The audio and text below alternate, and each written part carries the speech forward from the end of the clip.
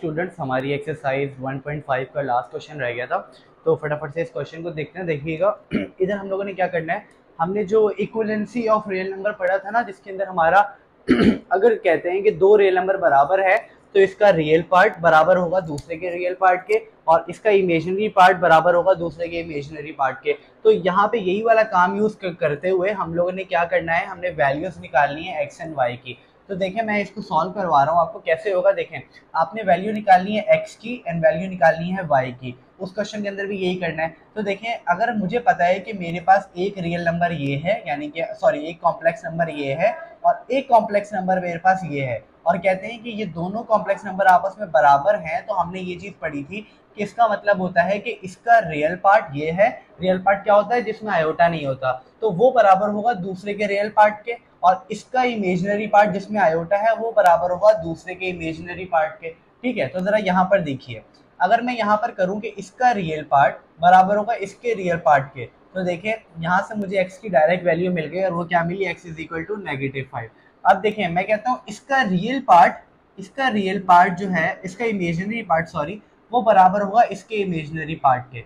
तो देखिए यहाँ पे अब आयोटा का क्या करें, आयोटा आयोटा से कैंसिल हो जाएगा, या इन अदर वर्ड्स अगर आप मैं आपको इसको थोड़ा सॉल्व करके बताऊं कि ये आयोटा कैंसिल कैसे होता है।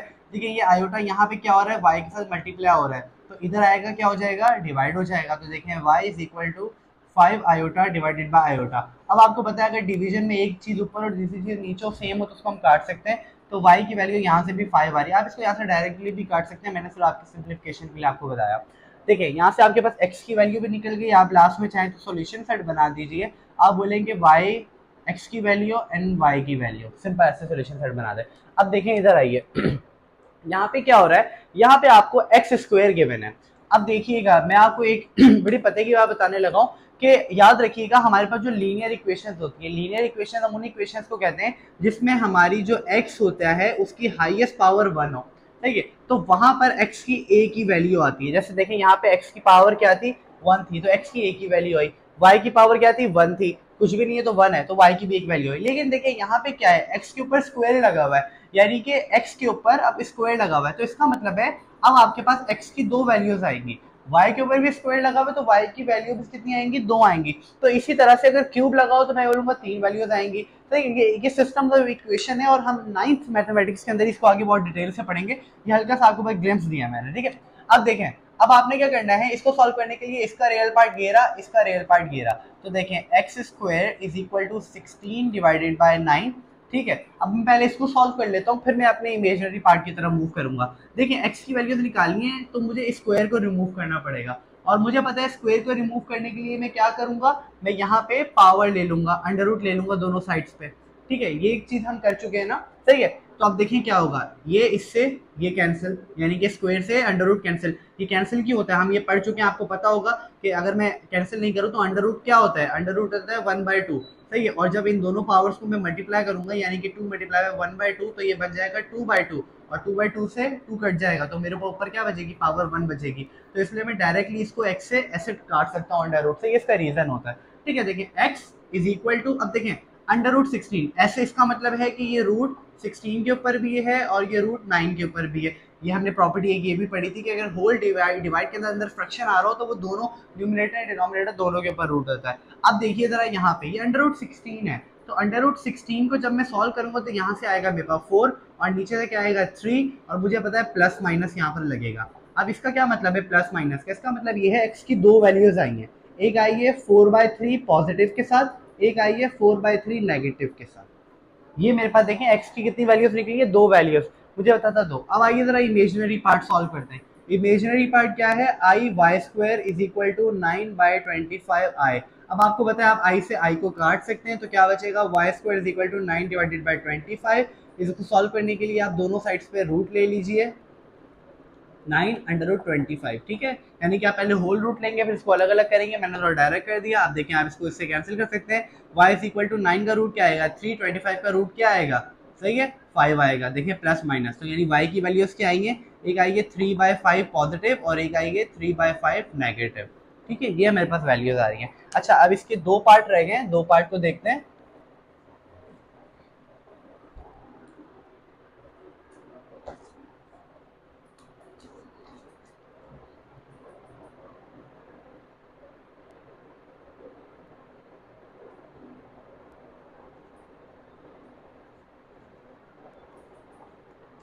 जी यहाँ पे देखें, यहाँ पर भी मेरे पास x के ऊपर अब स्क्वायर नहीं लगा हुआ और मेरे पास यहाँ पे y पे लगा है, तो मुझे पता है मेरे पास x की एक वैल्यू आएगी और y की कितनी वैल्यूज आएंगी, 2 आने लगी, क्योंकि y के ऊपर स्क्वायर लगा है। देखिए सबसे पहले रियल पार्ट को सॉल्व करें, y square is equal to इसका रियल पार्ट, इसके रियल पार्ट के बाद 121, ठीक है। अब देखिए y इज इक्वल टू, यानी कि स्क्वायर हटाने के लिए रूट लीजिए दोनों साइड पे 121 का, मेरी राइटिंग गंदी है मुझे पता है, बस थोड़ा कॉम्प्रोमाइज कीजिएगा, ठीक है।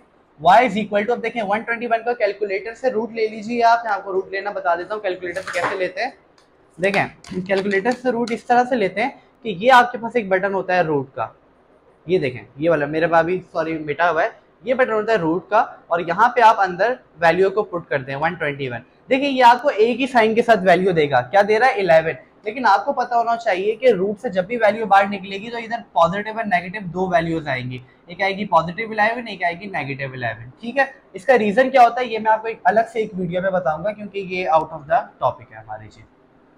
देखें अब आप इसका इमेजिनरी पार्ट सॉल्व करें, इमेजिनरी पार्ट क्या है, x/3 iota is equal to -9/5 iota. मैंने बताया था हम रियल इमेजिनरी पार्ट या रियल पार्ट जब भी लेते हैं तो उसके साइन के साथ लेते हैं। अब देखिए आयोटा से आयोटा कैंसिल, x अपनी जगह रहा, नेगेटिव 9/5 अपनी जगह रहा, ये 3 इधर मल्टीप्लाई हो रहा था ना, देखें यहाँ पे, अब ये 3 यहाँ पे क्या हो रहा है, मल्टीप्लाई हो, डिवाइड हो रहा है, तो यहाँ जाके क्या हो जाएगा, मल्टीप्लाई।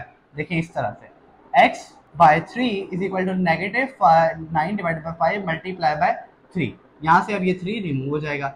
देखिए x इज इक्वल टू 3, 9 का क्या होगा, -27 डिवाइडेड बाय 5, ये आपका क्या आ गया, आंसर आ गया x का। देखें y की निकली दो वैल्यूज, x की निकली एक, क्या वजह थी, x की पावर क्या थी 1 और इसकी पावर क्या थी 2, ठीक है। अब देखें इसका आखिरी क्वेश्चन है,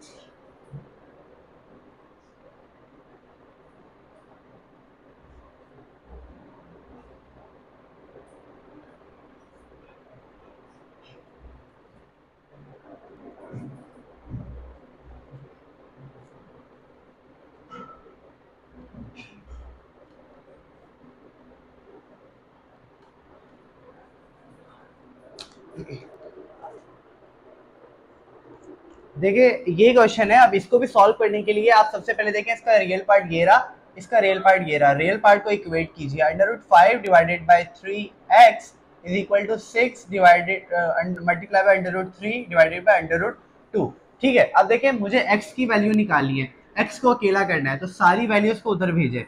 देखिए x को जब आप इधर अकेला करेंगे तो ये वाली साइड तो अपनी जगह रहेगी।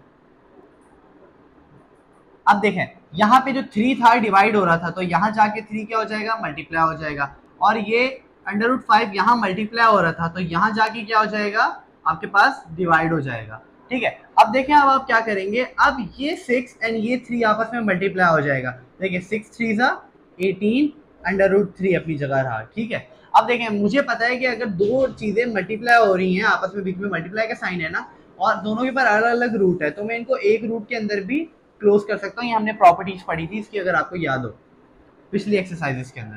देखिए x की वैल्यू क्या आ रही है, 18 डिवाइडेड बाय √3, डिनोमिनेटर में √2 5 10 √10, ये आ गई मेरी x की वैल्यू। अब y की वैल्यू सॉल्व करने के लिए देखें मेरे पास इमेजिनरी पार्ट क्या है, -3 √2y is equal to iota लगा लीजिए यहाँ पे, अब 2 डिवाइडेड बाय 9 आयोटा, आयोटा से आयोटा कैंसिल, तो मैं जरा इसको यहीं पे रिमूव कर रहा हूँ, ठीक है। आगे देखें अब y को अकेला करना है, तो y को अकेला कर देते हैं, 2 डिवाइडेड बाय 9 अपनी जगह रहा। अब देखिए √2 यहाँ मल्टीप्लाई हो रहा था, सही डिवाइड हो रहा था, तो यहाँ जाके क्या हो जाएगा, मल्टीप्लाई हो जाएगा। अब -3 यहाँ पे मल्टीप्लाई हो रहा है, तो यहाँ नीचे जाके क्या हो जाएगा, डिवाइड हो जाएगा उस साइड पे। अब देखें अब ये 2 तो रहा अपनी जगह, अब देखें √2 आपस में मल्टीप्लाई हो रहा है, सही है, तो मैं इसको इस तरह से लिख सकता हूँ ना, √2 मल्टीप्लाई बाय 2, ठीक है। डिनोमिनेटर में 9 3 27 -27।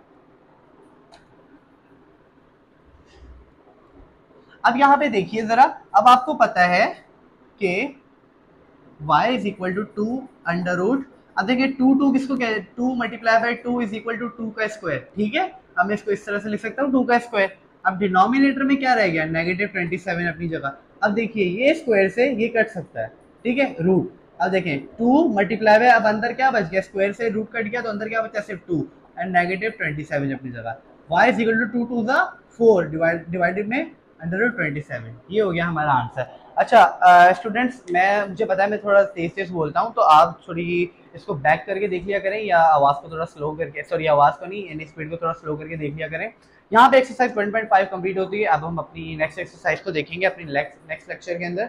अगर आपको कोई भी क्यूरीज हैं तो आप मुझे कमेंट सेक्शन में बता सकते हैं, ठीक है, या मैं सून अपना व्हाट्सएप नंबर शेयर कर दूँगा। अगर आपको कोई भी क्यूरीज है तो आप मुझे व्हाट्सएप पे भी पूछ सकते हैं, ठीक है स्टूडेंट्स। यहाँ तक था हमारी एक्सरसाइज 1.5। अगर आपको मेरी वीडियोज अच्छी लगती हैं तो do give it a thumbs up and subscribe my channel. Thank you so much.